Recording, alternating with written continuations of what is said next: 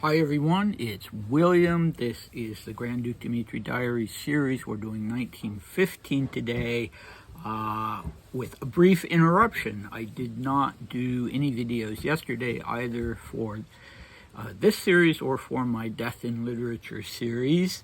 I've been having phone problems, and then it's just been one interruption after another, which is very frustrating.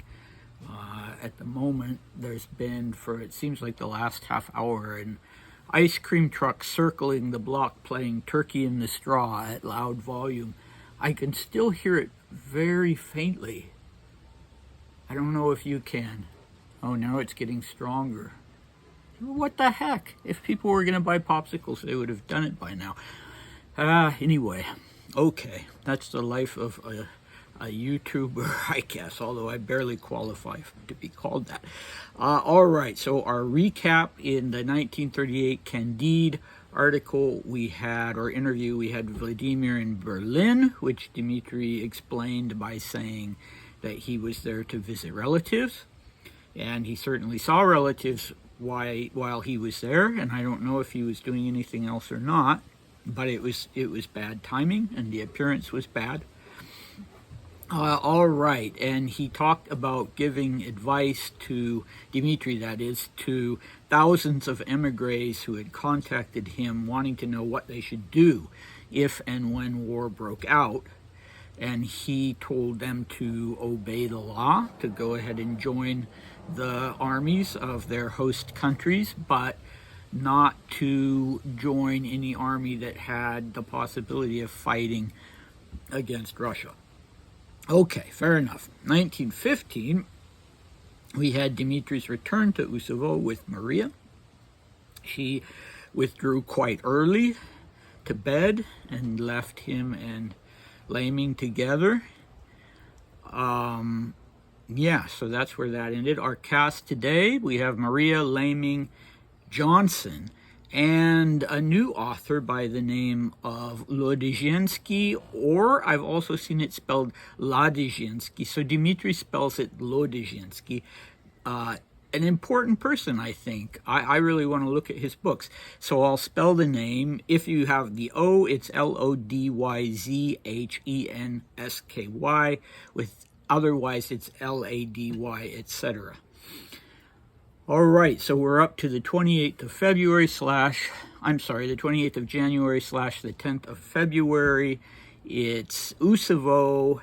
Dmitri must have been either uncertain about the temperature, or he checked it more than once, because he has 8-15 degrees below zero. So 15, we keep setting records. 15 degrees below zero is the record so far for Dmitri's diary entries of January 1915. Sounds very cold, but I don't know what temperature scale he's using.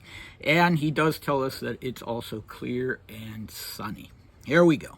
I got up around 11 o'clock. Maria came to my room in the morning and hurried me, asking me to get out of bed quickly. After lying around a bit, I got up. We had coffee, then went outside. Naturally, we occupied ourselves with the ice hill. Maria descended repeatedly and fell every time. We tried to go down together, but in almost every attempt we fell by the time we reached the middle of the hill. We lunched à trois, GM, Maria, and I. Then, after sitting around a little, we went outside again, returned to the hill, and, of course, repeatedly fell on our faces on the ice. Then we went skiing. Around 4 o'clock, completely wet, we returned home. Tea was at 5 o'clock, after which I read Higher Consciousness by Lodizhensky. It's awfully interesting, but difficult. Dinner at 8 o'clock, after which we sat in my apartment and listened to gramophone music. I played chess with GM, and then we had tea and went to bed. I wrote a letter to Johnson. Yesterday he gave me a pipe. Okay, that was nice of him. A day of sledding. I don't think that Laming joined them. That wasn't the sort of activity he was into. So Dmitri and Maria, they'd probably been doing this in Usovo since they were little kids, and they're kind of acting like two little kids right in the midst of the First World War, with some really heavy-duty fighting going on by Russians in the Carpathians. So, yeah, it is what it is. Dmitri would always love sledding, and in fact, when he in the 1920s and 1930s, he would get really into bobsledding. He would compete in bobsledding, but only as an amateur, and that was what brought him to Canton Graubünden. One of the things that brought him to Canton Graubünden in Switzerland before he ended up staying there for the rest of his life at Schatzell. So who is Lo or Ladizhensky? Well, Mitrofan Vasilyevich, he was in his 60s. He was a layman, but he was a religious philosopher from a very religious family, Orthodox family. Both of his parents and all but one of his, I think, 5 siblings ended up becoming monastics. So, wow. He had one sister and himself who weren't living in monasteries. He was a forester by profession, but had also served as a provincial governor. So a man of a very respectable man, highly esteemed, and he and his wife had also traveled the world, and especially in the Middle East and the Far East. And for a while, he became a theosophist. So I don't know if any of you know about Helen Blavatsky and theosophy, this sort of spiritual movement with ascended masters and the world teacher, Krishnamurti, and all this sort of thing. Helen Blavatsky seems to have been a kind of grifter, but other people who were involved with it were not. I can still hear that damned ice cream truck.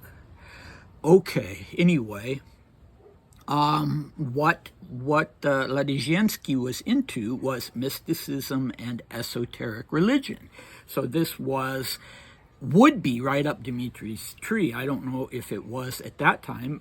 And what I wonder is if Ella was the one who brought these books to his attention, because if you recall, he had been with her just a couple days ago. In fact, it was 2 days ago that he'd sat down and had what he said was a long philosophical conversation with her.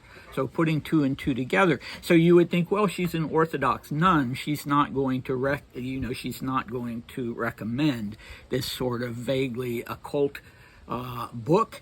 And it was a little bit controversial, but after being into theosophy for a while, apparently Ladizhensky returned to more orthodox faith, but he was still a mystic, and he wrote this trilogy of books.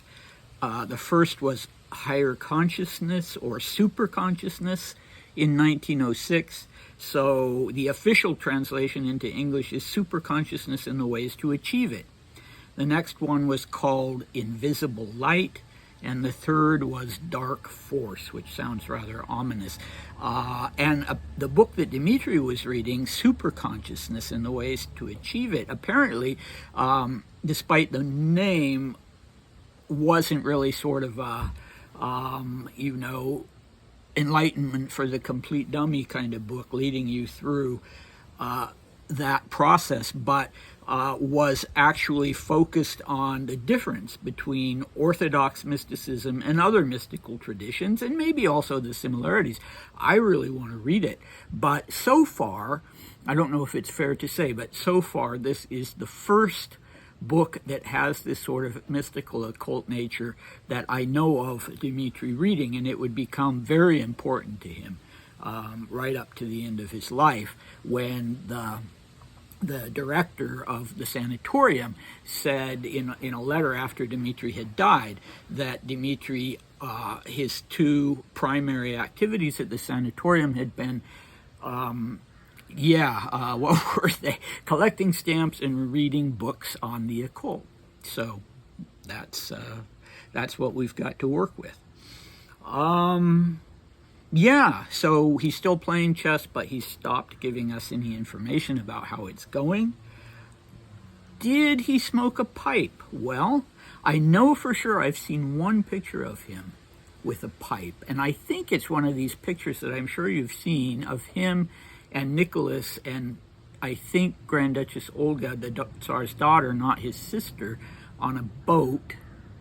I could be wrong about that, though, but I know there is a photo out there floating around of him smoking a pipe, and I think there are other references to him with a pipe, but by and large, about 90% of the photos of him, if his hands are included in the photos, he's holding a cigarette. And he was really a cigarette man down to the tips of his toes, never mentioned cigars. And the pipe, there may be 2 references to a pipe in the entire body of his writings that I have seen. So, but anyway, I'm sure it was appreciated. It was a nice gesture on the part of Johnson, and Dmitri immediately sat down and wrote him a letter, which was nice and appropriate. And I don't always do that myself when I should. So good for him. What do we have next time? Well, in 1938, we'll finish up with the Candide interview, and we will have Dmitri explaining to the French readers and to us what he sees as the nature of Ukraine and Russia within the context of their relationship. So very topical. And yeah, overall, I think he comes off quite well. But you can judge yourselves. 1915, finally, still in Usovo, finally he'll get a letter from Balashova. And we'll find out how he reacts to that. So hopefully I will be able to do another video tomorrow without any interruptions like today. And I'll try and do it before this time in the evening to avoid the drone of the turkey in the straw. So take care, and I'll see you next time.